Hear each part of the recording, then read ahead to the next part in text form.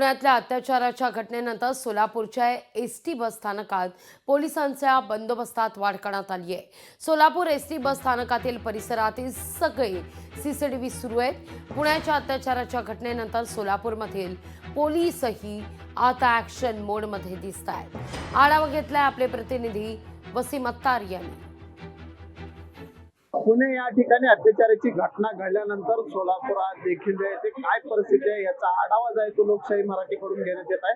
आपण सध्या सोलापूरच्या बस स्थानकाच्या या ठिकाणी आहोत। आपण या ठिकाणी पाहू शकता की पोलिसांचा चोख बंदोबस्त देखील जे आहे तो या ठिकाणी लावण्यात आलेला आहे। त्याचबरोबर या ठिकाणचे जे सीसीटीव्ही आहेत ते सीसीटीव्ही देखील जे आहेत ते सगळे चालू असल्याचे आपल्याला या ठिकाणी दिसत आहेत। या ठिकाणी कुठलाही अनुचित प्रकार घडू नये यासाठी रात्रीचा पोलीस बंदोबस्त देखील जो आहे तो या ठिकाणी लावण्यात येत असतो।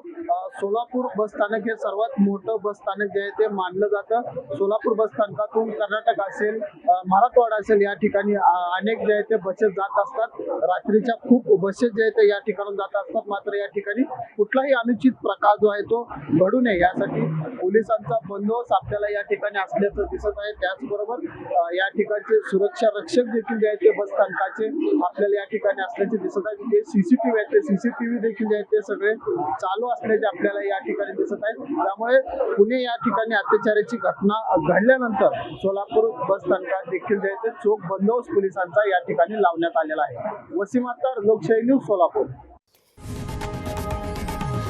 लोकशाही मराठी ऐका, पहा, जागरूक रहा।